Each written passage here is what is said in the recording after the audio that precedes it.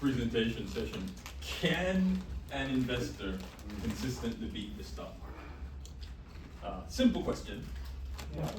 And I will, you know what? I'm going to ask you guys to come in. But before I do, let me just get started by just introducing myself real quick.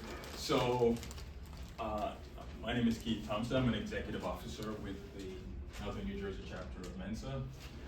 And I currently work as a business strategist for a global cloud services company. I'm also a former FP&A finance manager, head of an air transportation division. Also worked as a transfer pricing expert for a Fortune 100 company, as well as a senior economist with the Department of Treasury. So I know a little bit about economics and a little bit about finance. I also managed a small investment management firm, really dealing with, it's a hedging strategy, hedge fund, but more macro theme hedging strategy. So I'm not going to talk much about that, but just to give you an idea about the stock market and whether the aspects of it that can be beat, all right? Now, a little bit about me also. I attended a number of universities, most notably I went to Columbia University in New York. I earned multiple degrees in economics, graduate degrees in economics and finance. And I published a book, so it was kind of cool. I don't know why I was doing all that. But it was on athletics, academic performance, right? In other words, geeking out a little bit. How would you measure athletic performance? So that was kind of a geeking out project of mine. But then I took it one step further and decided to rank the top 100 professional players in basketball. I'm currently working on a couple of other books. Don't ask me how I get the time, but I'm not sure when I'll be able to finish them. One is I did a presentation last year on the determinants of success, so I'm working on a book related to that. And I'm working on one on economics of strategic behavior. So I find that quite an interesting topic. So that's enough about me. So let's go back to the question on hand. Can you beat the stock market? So I'm going to speak on 5 main themes. The first is, what are the odds of beating the market? Is it possible? The second one is, if you can, how would you apply the principle? And one such principle is called value investing. And then I get into, there are 2 main categories of investment philosophy. One, as I mentioned, value investing, fundamental analysis based value investing. The other one is trend investing. And so I'll speak to both of those and see how you would apply that. And then I answer a question that is currently on the top of many people's mind. Is the stock market currently overvalued? How would you know? What mechanisms would you utilize to find that out? And then, say it is, how would you protect your long-term investment? So I'll hopefully answer all of those in the next 10 hours that we have together. Kidding. 10. And if we don't get to it, we'll at least get to as much as we can, but I'll try to leave some room for questions at the end. So let's go to the question on hand. And I'll ask the question to the room. Can you beat the stock market on a consistent basis? Yes or no? Yes. No. Yes. All right, how many say yes? Yes. Just raise your hands. We've got, okay. How many say no? Okay, quite interesting. So, I'm going to give you the classic economist response. You ever met an economist before? Beside this guy? All right, so here's the classic economist response. Everything is a yes and no. That's something that So, and that is true. The answer is a classic yes and no from an economist perspective. So here is the analysis to answer the question. In any given year, the odds of beating the stock market is 50%. How do you know that? Because the stock market is an average of the price movements of all the different stocks and all the different investors out there. And so based on an average, approximately 50% are above that average and 50% are below. So the odds of beating the stock market in any one year is 50%. By way of reference, last year the S&P 500 grew 23.3%. So that means approximately half of the investors did better than 23.3% and a half did worse. Make sense? Mm-hmm. But Over the long term, the odds get incredibly lower. Why is that? This is now we're going into the basic math here. If the odds of beating it in year 1 is 50% and the odds of beating it in year 2 is 50%, then the odds of beating it in 2 straight years 50%. is just 25%, right? And the odds of beating it 3 straight years is 12.5%, 1 in 8. So it turns out, for you to beat the stock market 10 years in a row, it's approximately 1 in 1,000. That's difficult, but not impossible, 0.1%. Now, what are the odds of beating it 20 years in a row? It's 1 in 1,000,000. But now it gets even better. Can you beat the market 30 years in a row? The odds are 1 in 1,000,000,000 that can happen. Yet, there are people who have done it. And I will walk through one example and tell you how they do it. So, can you beat the market? Yes, in the short run. Virtually no in the long run. So then we will get into the question, if you can't beat the market, what should you do? We'll try to answer that question later. I know you have a question. I'd like to hold some of it to the end, but if you've got something related to a particular topic, I can take it right now.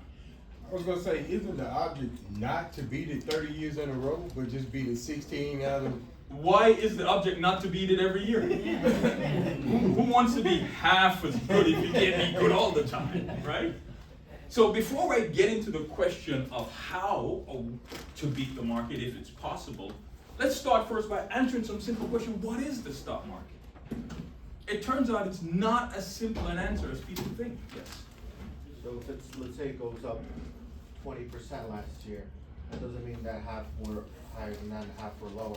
Let's say people who, made more than that were 21, 22, 23%, and others lost a lot. That means that 90% of people could have had a higher return and That is 10% Yes, lower. so that's why I said approximately a half, right? Truly, to get to the 50%, we would talk about the median. But that's a statistical term, and I didn't want to get into the median. But to your point, right, it's not exactly 50%, it's just approximately 50%. That gives us the half and half. Because some win big and some lose big, but it's the distribution that matters that gets to the 50%. But it's still actually less than that. Most people buy mutual funds, and there's costs in the mutual funds. So your up and down is further down. So you're talking about the net return. Yeah. Yes, and we can get to that too, right? So we're looking at gross return in this case, right? But can you still beat it over time? The answer is still yes. But it takes a very special set of skill sets to do, right? So let's start first with what the stock market is, so we make sure we're all on the same page. So a stock market is where shares of a corporation are traded, right? Those shares are often called stocks or equities. So if your equity market or stock market means the same thing, you never talk about share market because the shares of the corporation are what are traded, and they're traded in blocks called stocks. Now, the most famous stock market or stock exchange is, of course, the New York Stock Exchange. But exchanges are not traded. So there's no way to buy the New York Stock Exchange, for example. So what investors do and investor groups do is they create indices that replicate the market. So you trade the indices, you're not trading the market, but the indices are an approximation of the market, right? The most famous indices we're aware of is the Dow Jones Industrial Average. My clicker doesn't point on this thing, so you can't see it, right? The Dow Jones Industrial Average, abbreviated DGIA. The second most popular is the Standard & Poor's or S&P 500. So they're the most widely known indices out there, but they're not equivalent, and here's why. If I were to ask you which indices is the best to track against or to compare your investments against or to trade against, a lot of people. Oh, thanks. Okay. No, it's the screen itself. Doesn't reflect. Yeah, the screen just doesn't. Yeah, so this is good. I appreciate that. Thank you. So many people track the Dow Jones Industrial Average. There are two reasons why the Dow Jones is not the best indices to track against. The first is that it's only a collection of 30 stocks. Yes, it's 30 of the largest stocks, not the 30 largest, but 30 of the largest. Just to give you an example, we'll talk about the Magnificent 7 stocks later on. Those are the 7 stocks that are technology stocks that have been performing the best over the past 2 years in particular. Only 4 of the Magnificent 7 stocks are in the Dow Jones Industrial Average. 2 of them just got added last year, Nvidia and Amazon. So it's not a reflection of the top companies on the stock exchange, just 30 of the largest.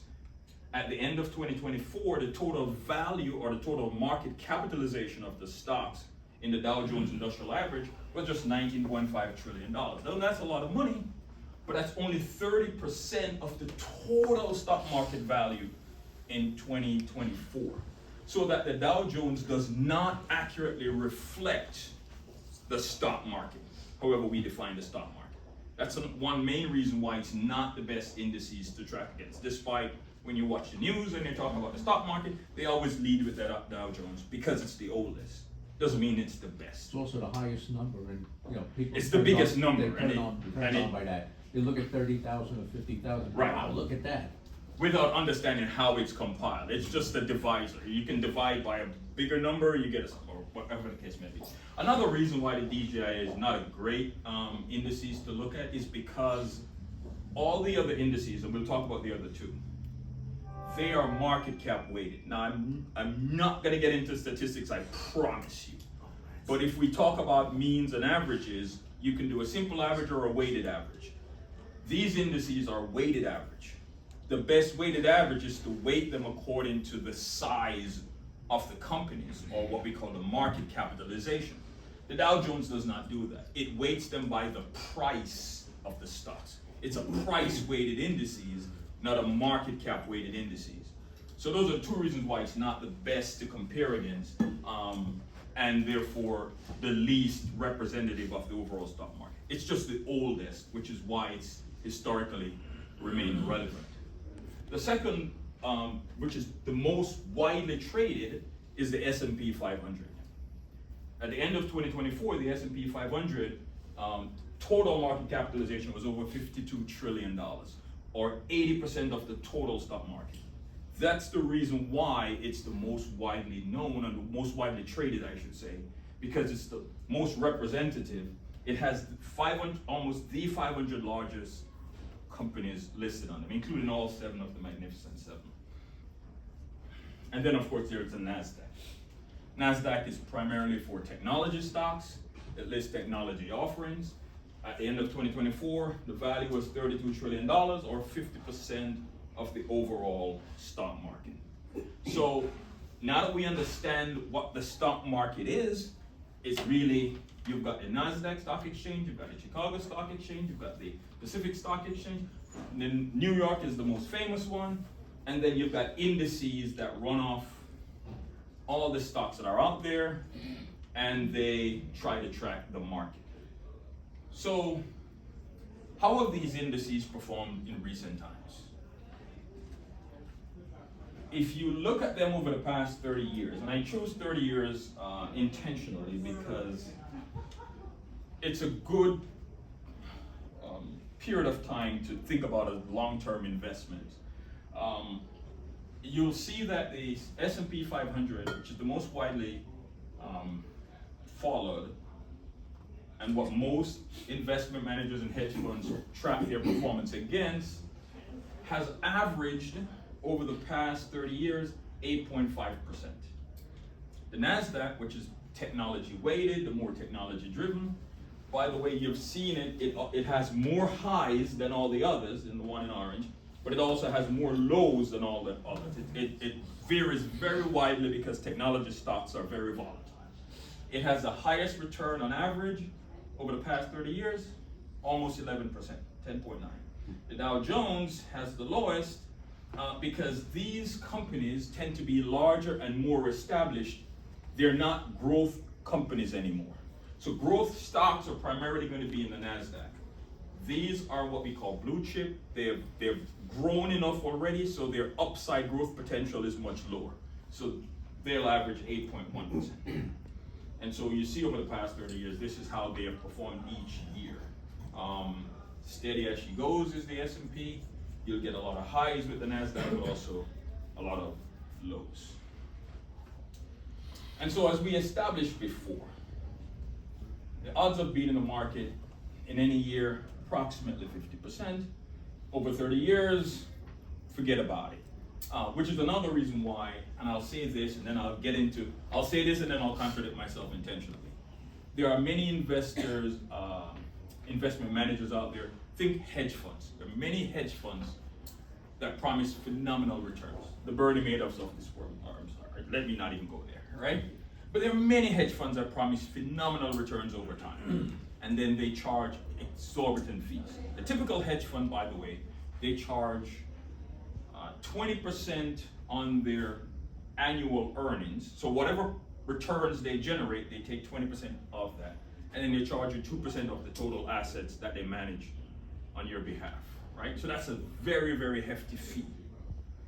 But over time, very, very few of them actually beat the stock market. So it actually is a bad investment to invest your money with a hedge fund. There are very few who will do better than the market. I'll point to one, but most will not, just by nature of how the market operates and the risk that they take in particular. But there is one, and I'm going to point to him, and he's not a hedge fund anymore, but he ran one years ago before it was called hedge fund. His name is Warren Buffett. Over the past 30 years, his company, so I chose 1994 and I went back 30 years before, the prior 30 years before that, Warren Buffett was operating as an investor, very similar to a hedge fund manager, even though he bought Berkshire Hathaway. And that prior 30 years, they did it phenomenally well. But over the past 30 years, they have only beaten the market 20 out of the 30 years. So they haven't beaten it every year, just 20 out of the 30 years. Nevertheless, over those 30 years, his returns has beaten every indices in the stock market. 12.8% compared to the NASDAQ at almost 11, the S&P at 8.5, and the Dow Jones at 8.1. So this establishes the fact that it is possible, and I chose one example. There are a few others I could choose in terms of how effective they are. He's an active money manager. Well, I should say money manager, an active investor. And he uses the principle of value investing, and I'll speak to value investing. In other words, how does he do it? The two main schools of investment, he's one, and I'll speak to both, him and the other. His philosophy works as proven by here. Now, let's put this 12.8% in context. Compare the 12.8 to the 8.5. Say you had invested $100,000 in Warren Buffett's company at the beginning of 1994. How would you have fared? Well, believe it or not, that incremental difference of 4.3% between what his company did and what the S&P 500, which is the established market benchmark, did, you would have earned an additional $2.9 million on your investment just by putting $100,000 in his stock versus the overall S&P 500. So a question is answered, can you beat the market? The answer is yes. But it takes a particular skill set to try to accomplish that, yes. When you talk about beating the market, are you talking about beating the index or beating the 0% on the line? Beating the index. Which, are you saying which one? Yes, the S&P 500. Just the S&P 500? Yes. So you're saying he beat the S&P 500 20 out of 30 years? Yes. Okay. And if I were to compare him against the NASDAQ, he beat the NASDAQ about 15 or so out of the 20 years. But because we use the S&P as the benchmark, that's the one I compare against. Right. So to answer my own question, he did not beat the market every year, which is the probability of 1 in a billion, but he beat it 20 out of the 30 years. And overall, his returns was phenomenally better than any of the others. So how did he do it? I know you're all thinking that. I know you're all thinking you can be the next Warren Buffett. I mean, he's 93, 94 this year, so he's not going to be around for too much longer. There's got to be somebody else to come in and check the market. He did it by applying this principle. It's called value investing. He is the most famous disciple of the principle of value investing. He learned it from his professor, Benjamin Graham, who was a professor at Columbia University. And he and his colleague called Graham Dodd, they wrote the book, Graham and Dodd, established the principle of value investing, which I'll talk to you in a second. And Warren Buffett became their most famous disciple. And he learned it by, actually not by going to Columbia, he knew about it a little before. He went to Columbia because Graham was there and he wanted to learn more from him. Value investing is based on the principles of fundamental analysis. What is fundamental analysis? Fundamental analysis tries to find we're going to use a term here, technical term, the intrinsic value of a company. This means we want to find, and watch my fingers now in hyphenated quotes, the true value of a company. The true value really is not observed. We don't know what the true value of a company is. But we try to estimate it using these financial tools to help us to get us to intrinsic value. And how fundamental analysis is applied, it tries to take the company's financial statements, look at its financial performance, tries to look at the industries it operates in, who its main competitors are, and estimate what its true long-term price should be by discounting the cash flows back to the present time. That's a mouthful. Did you all get that? But what does this mean in principle? It means this. If after you've done your analysis on a particular company and you think that that company's true value is $20 per share, if that stock out there is trading for $25 a share, then that's not a good investment. It means it's overvalued relative to what its true or intrinsic value is. But if after you've done the analysis on another company, going through everything, and I mean everything, it means looking at the sales or the revenue of the company, forecasting the cost of the company, looking at its management board, how strong management is, what are their strategic priorities, their goals, looking at the political landscape, will we have what fiscal policy will look like, what will the effects of tariff policy be on the company, what will the Fed do, what is likely to be, all those things, and you put it all in. If after you've done that analysis, you say, boy, stock A, I think is worth $30 a share, discounted that cash flow back to the present, but it's currently only selling for $20, now that is a good investment. And so Warren Buffett, through his business partner, who was vice chair of Berkshire Hathaway, his name was Charlie Munger, died last year at the age of 99. So you can see these young fellows who are running Berkshire Hathaway. His philosophy to Warren Buffett was this. Warren Buffett embraced it. He says, you buy great companies at a fair or reasonable price. So if you see a company with good long-term solid potential, and this is the most important part, have very good management that can replicate the performance year after year, and you can get it at a reasonable price, cheaper than what you think its true or intrinsic value is, you buy that company and you hang on to it for a long time. So if you can get a $30 company at $20, you buy it. That's the principle of value investing. Now, it's a lot easier put on slide than to analyze. It takes a lot of work. Value investing is long-term investing. You look for great investments over time, and then you buy those stocks and hold on to them, which is what Buffett did when he bought Apple stock in the early years.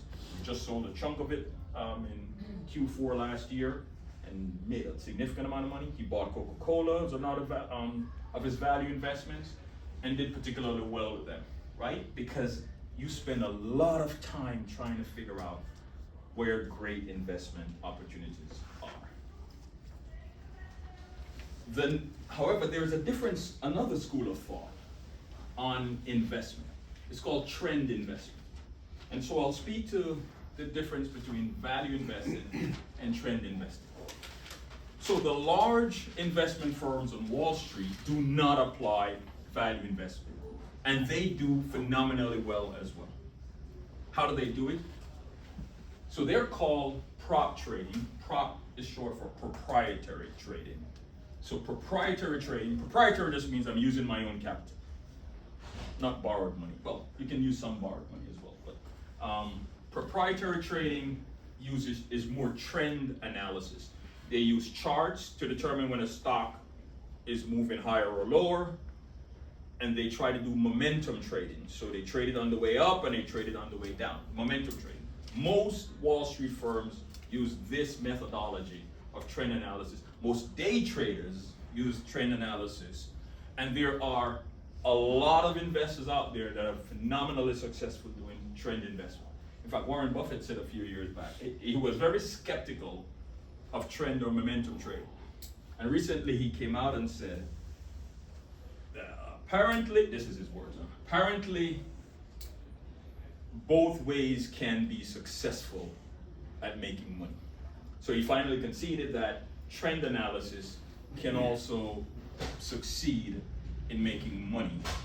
It's not his style, but he's not questioning folks who do. So what is trend investing? I'm not going to get into the details of chart reading. It's very, very technical. But it requires looking at moving averages, looking at the charts, identifying the swings in particular stocks, when markets oscillate up and down, identifying when key economic variables might occur that will move the market. An example would be if the Fed raises interest rates or cuts interest rate, how will that impact the market and therefore a particular stock? So it's momentum, so trend investing is very short term. Value investing is very long term. And so the difference between them is fundamental analysis goes with the company, the industry, the macroeconomic, and then tries to determine future profit outlook. This one looks at what's going on right now, where is it likely to go, how do we move with the market as the market moves. Now, as you can guess, this is more of a guess, trend analysis. It means sometimes you'll get it right, sometimes you'll get it wrong.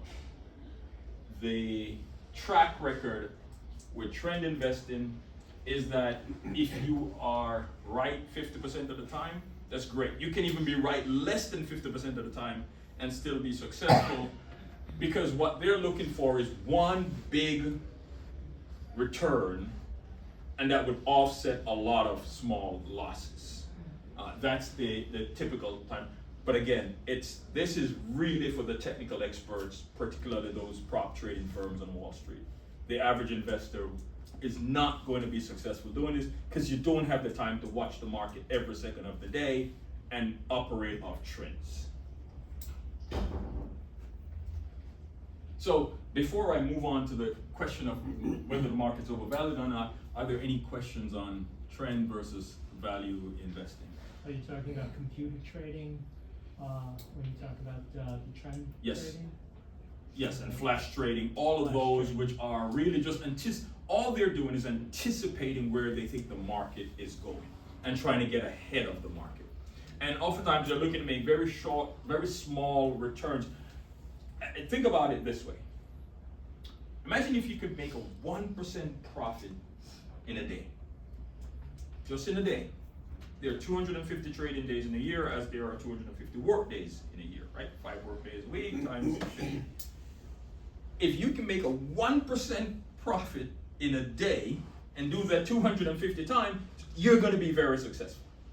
Obviously, very few people are able to execute that on a consistent basis, but that's the methodology these guys go with.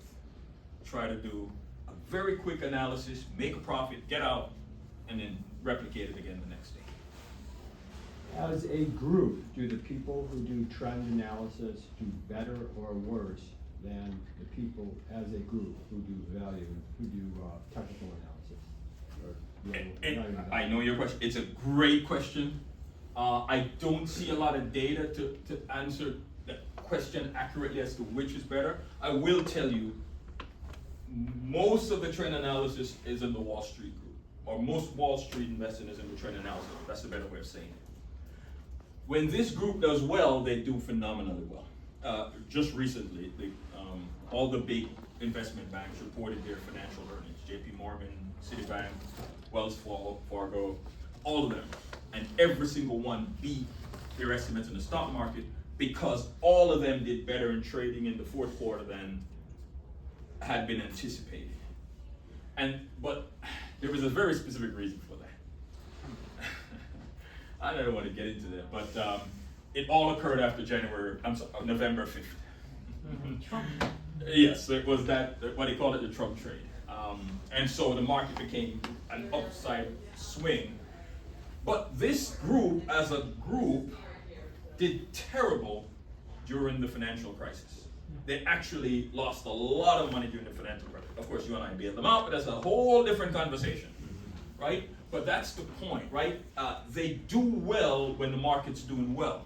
They do terrible when the market's doing terrible. The value investors almost are the opposite. When the market's doing well, they're underperforming the market most of the time. Because the trendy stocks are what are moving the market. I'll show you in a few slides how the Magnificent Seven perform, right? Those are the trendy stocks. But when the market's doing poorly, their value investing stocks are slow and steady. You remember the story about the hedgehog on the hair from grade school, way back when, remember the story? So the hedgehog, we have tortoise in here. The tortoise on the hair, that's what I don't know why I said hedgehog, the tortoise on the hair, sorry. And so the tortoise is slow and steady, and the tortoise wins the race. And that's the concept of value investing. Slow and steady wins the race. If you know when to get out, trend investing is good. But that's the big if. Not many people know when to take your winnings and leave. It's like playing poker, right? And when you're up, how many people know when to take your winnings and leave the table?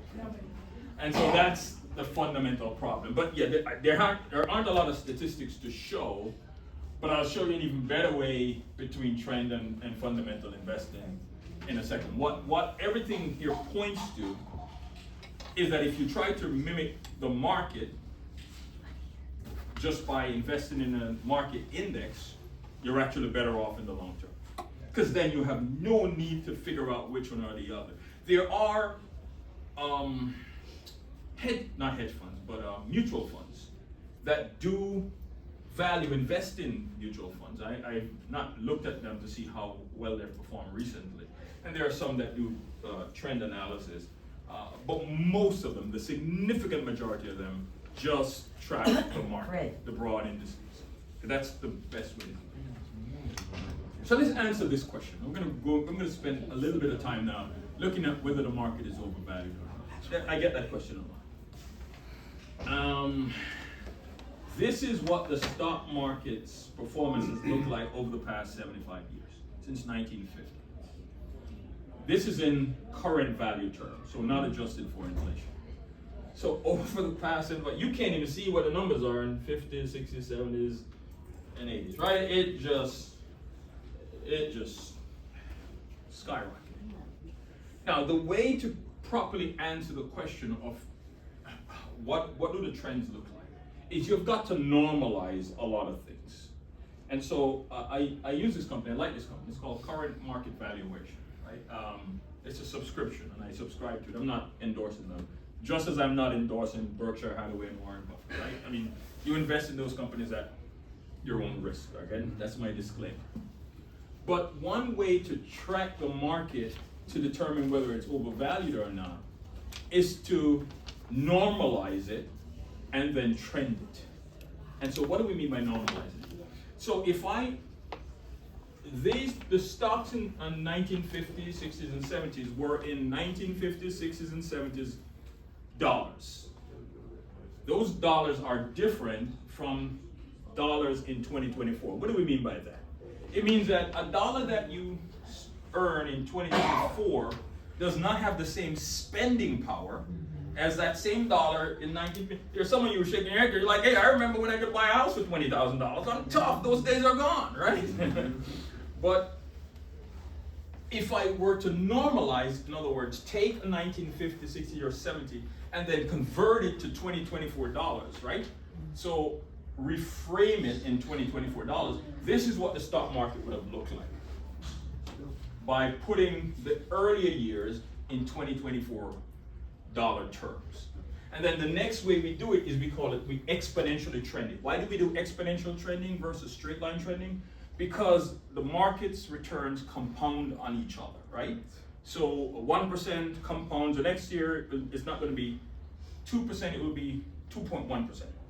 And then 3.2, it compounds. So because you're compounded not the principal, but the principal and the interest. Does that make sense? And so to do a trend analysis, you've got to do an exponential one to take into account the compounding effect. So if we did that, the stock market's value in 2024 should have been, notice the word should, right? I'm getting into a normative statement here, not a positive one. Should have been 73% lower than it is today. Said another way, the stock market at the end of 2024, and I used the January 3rd, 25, that was a Friday, and this is when they published these data on a Friday. It's 73% higher than what its true long-term trend should have been, which is somewhere around the mid 3000s. So that's the first question we ask ourselves. And we can look at this through a multiple lenses. I'm going to show you them in a little bit, right, in more detail. You can see that we had one peak in the market around the year 2000. Who recall what event occurred around the year 2000?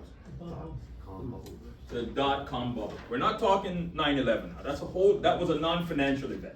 The financial event was the bursting of the dot-com bubble, right? So during the mid-90s, we had all these technology stocks, internet-based stocks, that were just skyrocketing. And then on March of 2000, the bubble started to burst. And it had multiple bursts, right? It was a big balloon. And then it crashed, and then what we had was another run-up. This one prior to the what? Great Recession. The Great Recession that they call it, right? So the Great Financial Crisis, we had the subprime mortgage effect, the market got ahead of itself again, and then that effect, the collapse of that caused this. This had a very particular event, right? And that was when we had a number of companies beginning with Countrywide Financial and a few others that started to collapse. So there was an actual event that precipitated this. There was no actual event that precipitated this. The market just got ahead of itself, and then and many people might have recalled Alan Greenspan's great comment in 1996, somewhere around here. Irrational exuberance. He said the market just get irrationally exuberant, and the market just started to correct itself. Again, there was no external factor that precipitated it. But then we had another event. So we had the financial crisis. Then we just started to have another, it just kept going up, right? There were some moments where it went down and up, but it just kept all the way up. Be prepared. What was this? By the way, this one was the crash of related to the COVID, right, in 2020. But what precipitated this at the end of 2021? This was the COVID bubble. So it turned out the economy, the government had spent so much money in the economy. That was one. The second thing was consumers who were at home not spending money. The moment they were able to get out and start spending money, that was a pent-up demand in the economy. And that was what unleashed the inflation of 2022, right? But it was the rise in the stock market of 2021, pent-up government spending, pent-up consumer demand, that was unleashed from 2020. All of that just flooded the market at the same time, and it led to a huge run-up in stock at the end of 2021 that had a subsequent huge correction in 2022.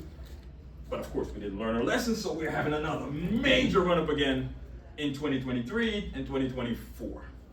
And so the question is, how long will this last? That's the question. So if we do a trend analysis, we can see the market is way ahead of where its trended return should be. So I'm going to show you 4 different analyses to answer this question, and then let you come to your own conclusion. But this is analysis number 1. Analysis number 2, to answer the question of is the market currently overvalued, is looking at it through the lens of price to earnings ratio. So for those who are not as familiar with stock investing, price to earnings ratio still remains the number 1 method to use to value stocks as to whether they're overvalued or not. So how do we get price to earnings? We look at the actual price of the stock and divide it by the earnings of the stock. So we call it price to earnings ratio. What's a good number? It's going to vary. Again, I'm an economist, I will always tell you that. But there are some objective metrics that we can look at. So you'll notice we're looking at what we call the 10-year price to earnings ratio. So let's talk about this because it's a very important metric. It's the most widely used metric to value, to ascertain whether a stock is overvalued or not. Traditionally, we use what we call trailing 12 months price to earnings ratio, or historic price to earnings ratio. But there's a problem with using historic price to earnings ratio because we're trying to determine if the P, or price, is too high or overvalued. So it means we have to use an E, or earnings, that is appropriate. Well, what do we mean by appropriate? Right? Now we get into another normalized term. What does appropriate mean? It turns out in any given year, a company's earnings goes up and down, just like its price. The earnings can fluctuate. A company can have a good year, the economy can do well, and likewise a company can have a bad year, the economy can do badly, right? So a lot of things can affect the earnings of a company. So if we look purely at a historic price to earnings ratio, we may not always get a good measure of whether or not that's a fair value. The number, if the earnings is low in a particular year, and I'm trying not to get into the math, but if the earnings falls, then the price to earnings can go artificially high, but it doesn't necessarily mean that the company is a bad investment because the PE is too high. It just means that the earnings that year was too low, and the earnings might pick up the next year. Conversely, a company might have a very good year for different reasons. I'll pick Nvidia as an example. I'm picking on them, don't sue me.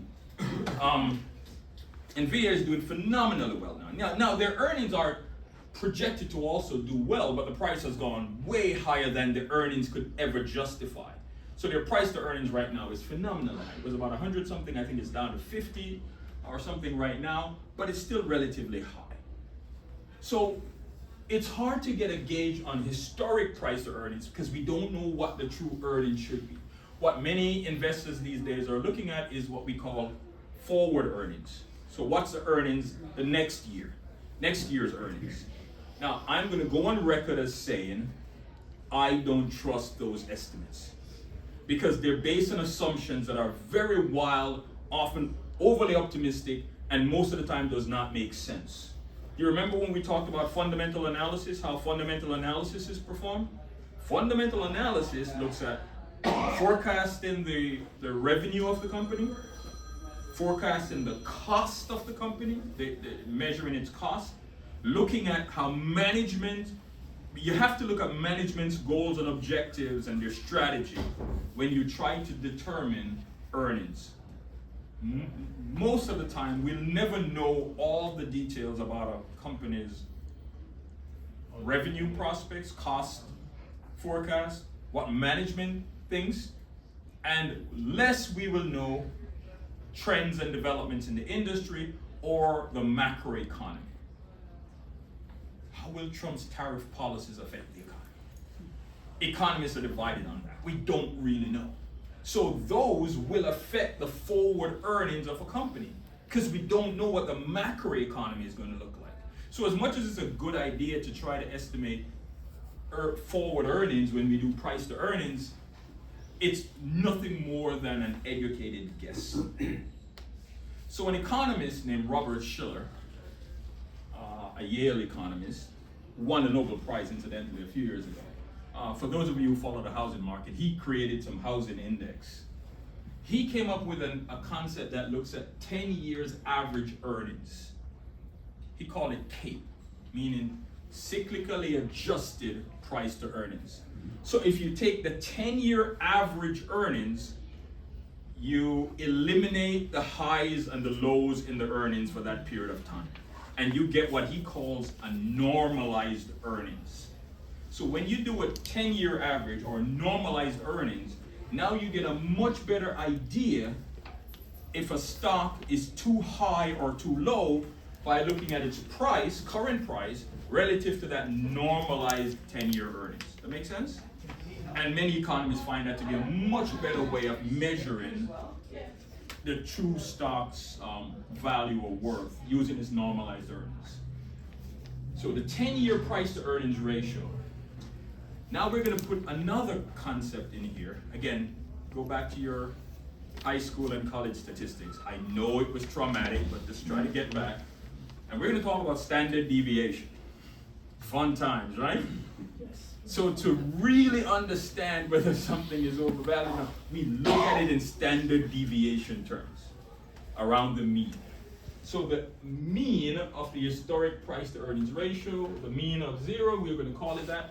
And if we have a standard deviation of 1 standard deviation above the mean, then we say the definition is we believe that market overall or the individual stock is overvalued. But if it goes 2 standard deviation above the mean, now we're talking about an extreme outlier. That's when we talk, and if we go 3 standard deviations, that is an absolute, it's a very, very unlikely event. That's a 3 standard deviation. But 2 standard deviation is typically what we look at to determine in this case, if it's 2 standard deviations above the mean, then we believe we call this overvalued.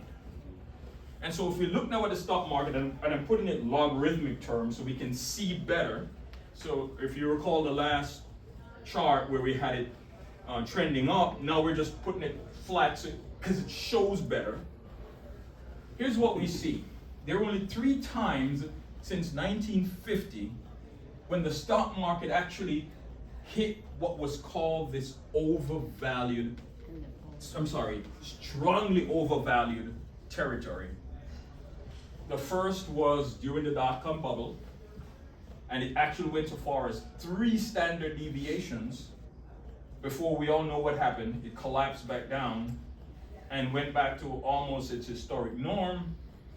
The second time was at we call it the COVID bubble, at the end of 21.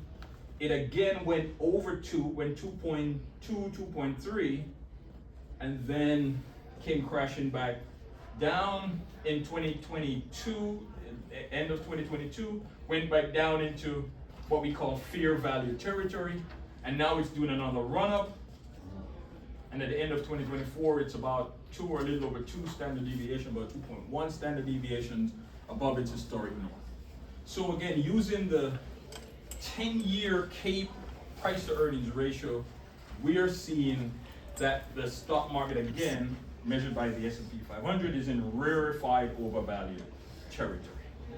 That's the second way of looking at the market.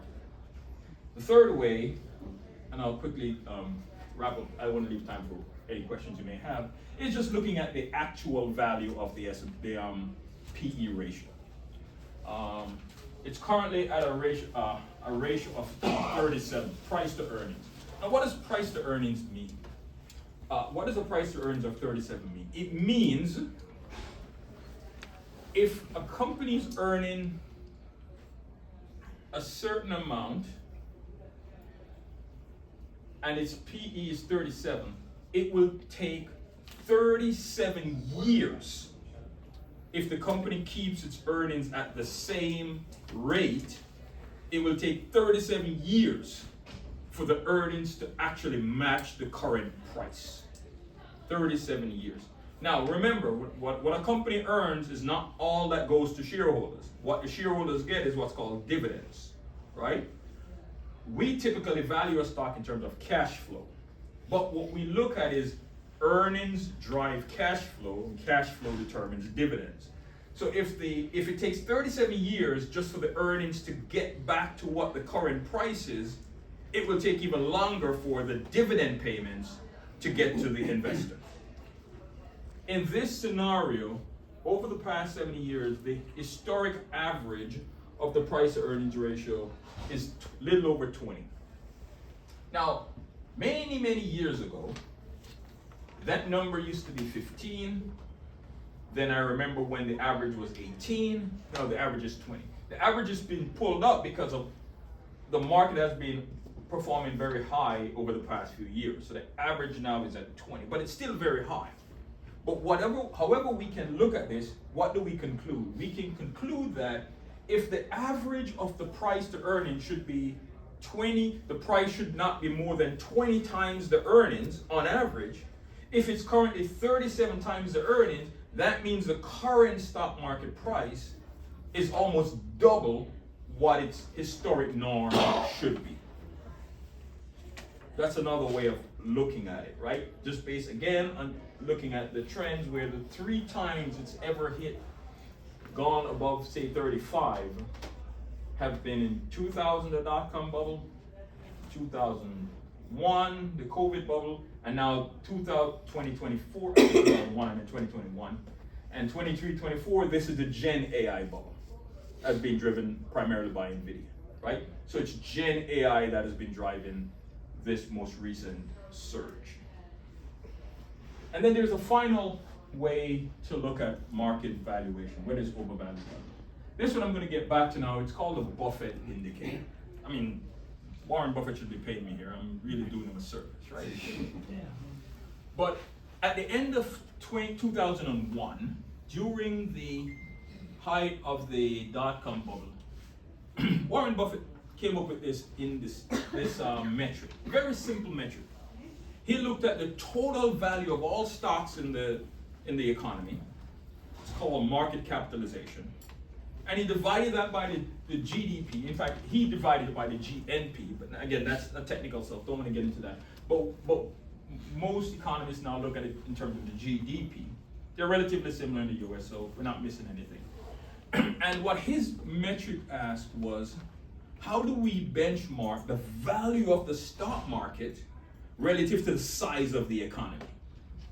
Because the value of all stocks in the stock market shouldn't be much higher than the value of the overall economy, right? Just think about the logic of it for a second. When you look at a stock of a company, we measure the value of a stock in terms of its discounted cash flow, discounted to the present. So what we look at is, what's the company's earnings potential? And from that earnings, what is the cash flow, or what we call, technical term, free cash flow coming from those earnings? And then can we discount that back to the present time to get to a fair or intrinsic value of the company? That's how most financial analysts look at it. Think about it. Every company operating in the economy, if we discount back their earnings and their free cash flow, should those companies' total value exceed that of the US economy? Probably should not. Although we are talking two different things. We're talking a stock versus a flow. I admit, I understand that, right? So if we get into a technical thing, one's a stock, one's a flow. But look at the history of the US investment economy, right? Since 1950. Admittedly, we don't have this during the 1920s when we had the great crash of 1929. Maybe things were different then. I don't have the data on that. But if you look at it, even during the dot-com bubble, the highest stocks ever reached as a percentage of the US economy was 1.5 times. That was the height of the dot-com bubble in 2000, 1.5 times. Now, we're at a point, the post-COVID bubble, we were a little over 2.05, and now during the Gen AI bubble, we're actually at 2.1 times the size of the US economy. This is something Warren Buffett came up with to ask the question, how do we know the market as a whole is overvalued? We call it the Buffett indicator. And as you can see, at 213% or 2.1 times the size of the US economy. It's the highest it has ever been in our recorded financial history. If you trend this metric, then you could see that we're currently 68% higher than what the true long-term trend should be. Again, this should is a statistical analysis, but it just points to the fact that looking at all four metrics, probably not a gross exaggeration to say the stock market currently appears to be overvalued. In which case it might be due for a correction similar to what we saw after 2000, where the ingredients are very similar to what we have today, or after 2021, when this was just pent-up demand being released in the economy. So what do we do about it? So first of all, before we talk about what we do about it, why is it currently in an overvalued state? Well, since 2023, the beginning of 2023, 7 stocks have really driven about 58% of the total S&P 500 returns. 7 stocks. They are called the Magnificent 7 stocks. Let's look at their performance over the last 2 years. In 2023, the market as a whole grew 24.2%. In 2024, it grew 23.3%. But each of these stocks did phenomenally better than the overall market in 2023. Only one of them performed less than the market in 2024. If you were to take these 7 stocks out of the S&P 500 and then just look at the other 493, the S&P 500 would have only gained 9.2% in 2023 if these 7 stocks were not in there, and it would have only gained 10.8% in 2024, again, if we took these stocks out. So these 7 stocks alone are driving this phenomenal return in the stock market. One more bit of information. The S&P grew over 20% in back-to-back years for the first time since, take a guess. Dot-com bubble? Since the dot-com bubble in 1999. That was the last time the S&P 500 had 2 successive years of 20+% return. So do with that whatever you will in terms of what to make sense of it. A couple of things I want to point out though, quite interesting, if you take a look at it, how has each stock performed in 2024 relative to 2023? Each stock, how have they performed? Less. You're all trending down. You see that? Even the great NVIDIA. You're all trending down in 2024 relative to 2023. And so, it's interesting to see where the trend in 2025 is heading, and ultimately what the impact on the overall stock market is likely to be like. So, in summary, we can say we looked at 4 metrics on the US stock market as measured by the S&P 500, and it clearly trends to a very overvalued market. So really, there are 2 questions to answer. I'm sure you're thinking about them, so I'll think about them for you. How long will this overvaluation last, and what should you do about it? So let's talk about the first one. How long should the overvaluation last? There's a great economist by the name of John Maynard Keynes. You may have heard of him. Great British economist. But this was not in his economist role. He used to also be the investment manager for the funds at, I believe it was Cambridge University. And as the investment manager for the funds at Cambridge University, as you think of every college nowadays has an endowment fund. So he managed Cambridge Endowment. I believe it was Cambridge. If I'm not, I'll get that right. But I believe it was Cambridge. And he had this great quote way back in the 1920s, almost over 100 years ago. He said, markets can remain irrational longer than investors can remain solvent. So markets can remain irrational for long periods of time. I'm going to go back and show you just a couple of things on here. If you look at, in fact, I'll use this one, which I think is a great way of looking at it. If you were to look at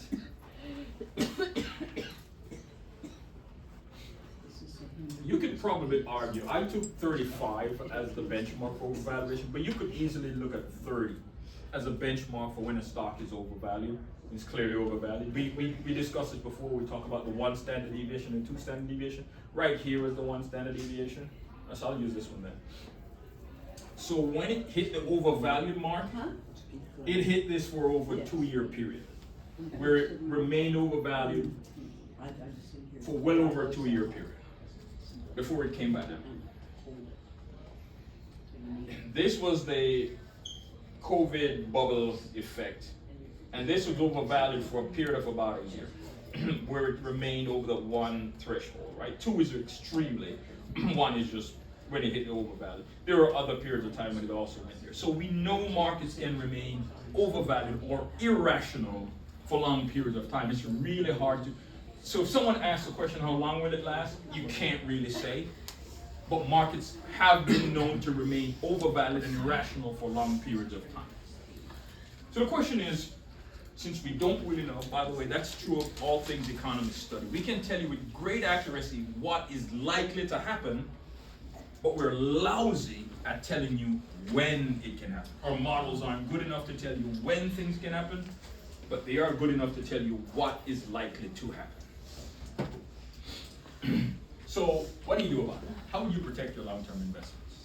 So here I'm giving you free financial advice, but let me caveat it by saying, consult your financial advisor, right? I'm not giving you free advice. This is just generic information. So let's say you have investments, you earn company stocks as a part of your compensation. If you get company stock, you never want to be over invested in one investment. There are many people who had investments in Arthur Andersen and in Enron. All of their retirement funds were in that, and when those companies crashed, they lost everything. So you always want to diversify. But what if you don't want to diversify? Well, it turns out there are many families whose companies started large corporations that are still around today, right? Think the Rockefellers and the Fords and all the other, and the Carnegies. Those families still have a lot of stock in one particular company. So how do they protect their investments? Well, they use options to protect their investments if they still want to keep those things. So my suggestion to you is this: there are only three ways to protect your investment in this day and age. You can do what Warren Buffett did last November. He sold most of his Apple stock and then just took the money and bought treasury bonds. They're paying 4 to 5% right now. So it's not like you're getting nothing. But he saw the writing on the wall and said, you know what, I'm taking all my profits off the table, I'm selling all my investments, most of them anyway, and then I'm gonna put it in cash and wait for the market to correct itself, then I'll go back in. That's what a lot of investors do. So you can shift to cash and then buy treasury bonds and just sit and wait. Or you can short select stocks. Now, shorting a stock is very technical. You can also lose a lot of money. So I'm not gonna get into too much details on that. But if you don't even want to short a stock, say you want to short Nvidia, you just sell it short. Again, I'm not gonna get into the details of it. Those who are technically savvy know what I'm talking about. You can also short the overall market. You can short the S&P 500. How do you short it? There are ETFs out there that short the S&P 500, so you just buy ETFs that short the market. And just say, hey, eventually it might correct itself. Maybe 10% correction, maybe 20% correction. But when it does, a short ETF actually rises in value because it's a short. And the third way is just buy options. There are 3 ways to buy options, right? I'm sorry, there are multiple ways to buy options. That's just the third approach. Again, option investing is very complicated. I'm just giving you the broad categories, and if anyone has specific information, I'm happy to talk to you offline. But just to say you own a stock and you don't want to sell the stock because you like the company very long term.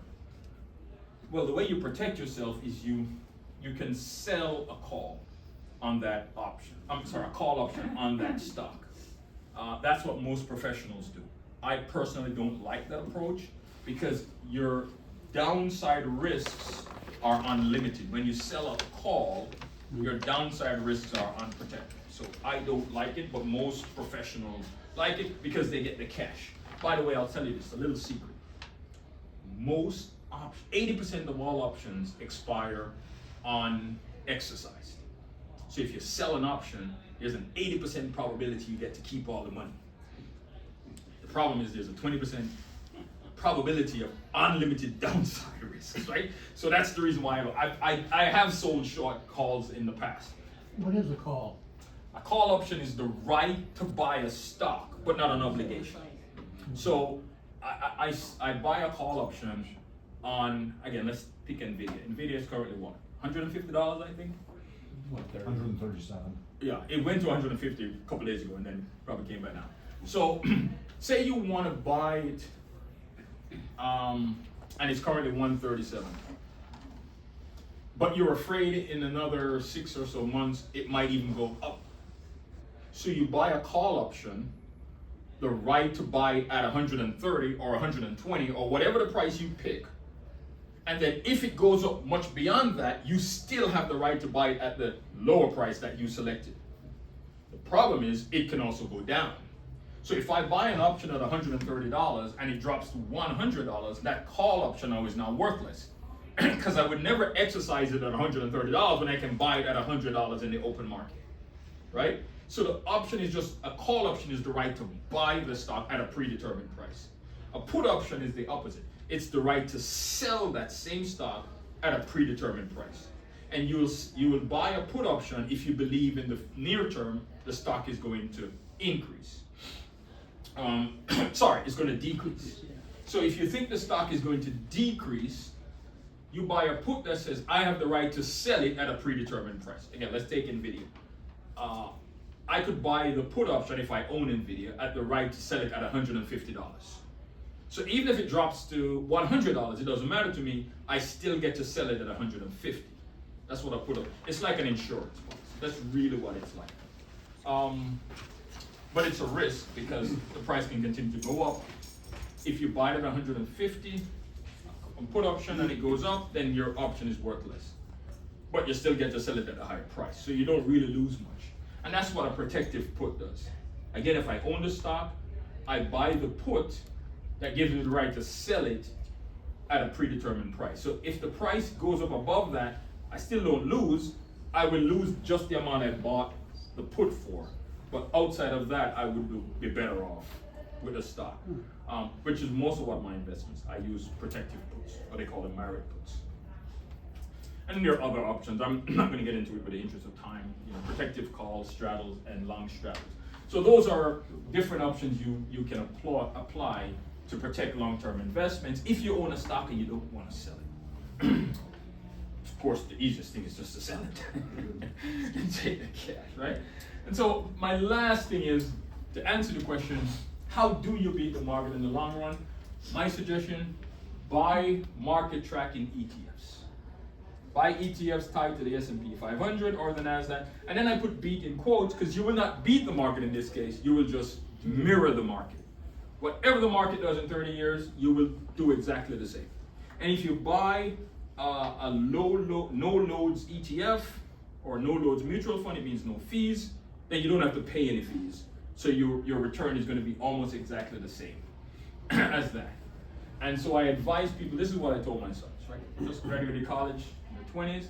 I said, look, the first thing I want you to do is take a minimum of $2,000 a year, more if you can, if you're in your 20s, and just put $2,000 a year in an IRA for the next 10 years. That $2,000, you'll have spent it anyway doing stuff you'll never remember, and you'll never see any value of, so just put it in somewhere, invest it, and forget it. If you were to put $2,000 a year or 10 years in an IRA, then that $20,000 is going to grow to somewhere between $165,000 and $294,000 in 30 years. What I told my sons is, your 30-year-old self will thank you for making that sound investment. In fact, I go so far as to say, whatever age you are at, you can make long-term investments that will still pay off, right? Currently, the latest actuarial studies tells us that most of us will live into our late 80s to early 90s, especially if we exercise regularly, don't smoke. I'm giving you some health tips here, or just do moderately drink alcohol, right? So those will likely, you should live well into your 80s or 90s. So wherever age you're at, there you should be able to maximize some investment that will see a payoff in 20 to 30 years. And so the advice I give folks is either maximize your 401k if you have one at work, or invest in an IRA. I think the current limit is $7,500 you can put a year, $8,000 if you're over 50. And if you maximize that, you will see phenomenal payoffs in the next 20 to 30 years. Again, all of this I'm going to caveat by saying there are income limits to invest in an IRA. So talk to a financial advisor or a tax professional, because some of these things you may not be able to participate in if you earn too much money. And so with that, I know I went longer than I wanted to. Any questions you have, if you, not, we can always take it offline if it's too specific a question, but general questions fine. Two general questions. Are the holdings of a Berkshire Hathaway like a trade secret, or can anybody?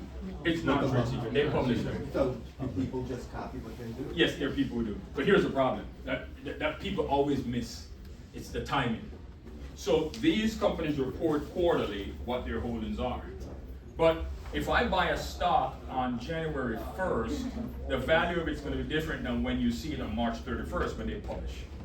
So you will see what they're buying. You don't have information as to when they bought it and whether when they bought it was at the right time or whether the price now is overvalued. But yes, and most hedge funds do the same. Investment management firms that are publicly listed, they report their earnings.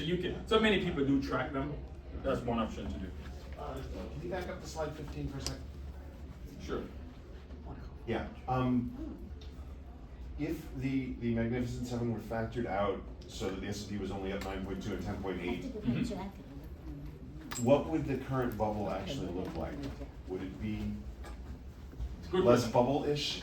Yes, I have not looked into it, so Okay. it's a really good question. It would be, obviously the compounded effect would be a lot. I could calculate it, but I just hadn't thought about it. So. As in, when the bubble bursts, can we expect the entire thing to crash, or will it be these seven come tumbling most? But now that gets into a whole different question, right? What would be the precipitating factor, right? So is it just that the market will correct itself to a normal, or will there be a precipitating factor? So what happened in 2021, right, if you recall, was inflation started to get out of control. In fact, inflation didn't hit 9.1%, which was the peak, until June or July of 2022. But the market actually peaked in January. The NASDAQ peaked in November of 2021. The S&P peaked in January 3rd of 2022. So basically the end of 2021. They were seeing the beginning signs of inflation, but inflation had not fully hit yet. If you think about that. If you go all the way back to the dot-com bubble of 2020, there were a lot of discussions as to what triggered it. There was no one particular event. But now we're in a scenario where we do have geopolitical uncertainty. We've got potential tariff risks and a retaliatory response from other countries. So there are many precipitating factors that could. So it's not just that the market will self-correct in terms of prices, it's also what could be trigger factors. As well as, let's go back to this. We just had inflation report this past Wednesday. Inflation rose from 2.7% in the last report a month ago to 2.9%. So rather than inflation going down, inflation is trending up. So those may also be other precipitating factors we don't know. What would trigger a move? I want to thank you for the presentation. It was very informative. I also want to let people in the room know that at 4:30 I'll be talking in that room about less socially acceptable gambling in the world of I was a professional gambler. I'll be talking about that at 4:30. The program has incorrect information. It's in that room at 4:30. Absolutely. I'm actually looking forward to listening to that too. Yes. Is the reason the returns are less for the second year is because their prices are becoming more normalized? I don't know about normalized. I think what I would guess, this would be my guess now, is that some investors are taking profits off the table.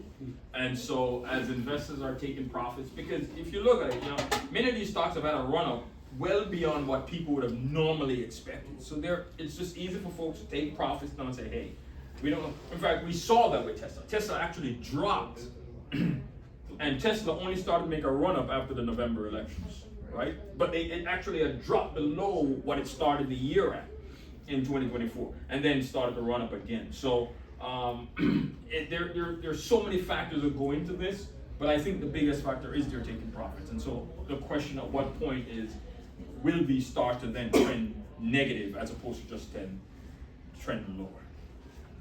Yeah, I was looking, I saw that the correction, I saw you pointed the example to the correction was like 2 years, and then you talk about when it comes back, it's about 2 to maybe 4 years for it to come back to where it was before the correction. Mm-hmm. So the drop, and so if you can wait it out, maybe 7. Let me to answer your question, right? Let me go to where am I? This. Let me go to this one, which is actually the most telling chart. I think it's what you're getting at. If it's not, you correct me. So when the stock market crashed in 1929, it took 25 years from 1929 to get back. I think it got back in 1953 or 54. It took 25 years in absolute numbers terms, for the market to get back to its pre-1929 crash. Now these are inflation adjusted numbers, right? So you're going to see it a little higher, right? The slide before, but you just won't be able to see anything. That's why I'm not using this, right? After the market crashed in 2000, it took about 15 years for it to get back to its pre-market crash. Again, these are inflation adjusted. So, so when the market crashes, for it to get back, it's really hard to tell. It depends on the extent of the run-up before, and then the subsequent collapse before you would determine when it will ever get back to its pre-level, right? We saw, this was the financial crisis, right? This was 2008. I think it got back in 2015 or 2016, right? To its pre-2008 levels, right? I think it peaked in October 2008. So when markets crash, it varies about the time it takes them to get to their pre-crash highs. Obviously here it didn't take that long, right? The anticipation was going to take longer, but this was all driven by the Gen AI boom in January of 2023, and then things just sort of ran up. So it really just took about a year or maybe a year and a half to get back to the COVID bubble crash, right? So if you have time and you have patience to yes, I would say wait it out. Because if you go back, so I'm going to go back now to the very early where we said 7.5%, sorry, 8.5%, right? And 11%. These are averages after accounting for the highs and the lows. If you are a long-term investor, that's why I say you put it in an index fund and forget it. It will go up and down, but that's not your concern. Long-term investor, let the market do its thing. You do what a lot of people do, and this has been a sad part of investors' behavior, which is very disappointing for the average investor. If you're not a professional investor, don't time the market. Let the professionals worry about that. That's not your job. There are a lot of people after this collapse, and this occurred a lot during the great financial crisis. Many retirees or near retirees took their money out of the market, but they took it out at the wrong time, right? Yeah. When the market crashed, by the time they figured it out that the market was in a crash, it bottomed in March of 2009, somewhere around there. Many people, especially near retirees, folks who were getting close to retirement and started to worry, took their money out at this time and then tried to put it in cash or something. Look what they did. They missed all the run up after. If you're in a position where you see the market start to collapse and you really hadn't planned for it, what's your best course of action? Nothing. Do nothing. Let it figure its way back out, right? Because by the time you figure it out and you're taking money out when it's already at the bottom, you participated in all the downside and now you get none of the upside. So don't try to plan the market if you're not a professional. Let the professionals do their job. Leave your money in there and let it. It will go up and down. That's no. But the long-term trend is still an uptrend. So that would be my recommendation to you. All right. I know it's lunch. I'm taking it to folks' lunchtime. So thank you all. And,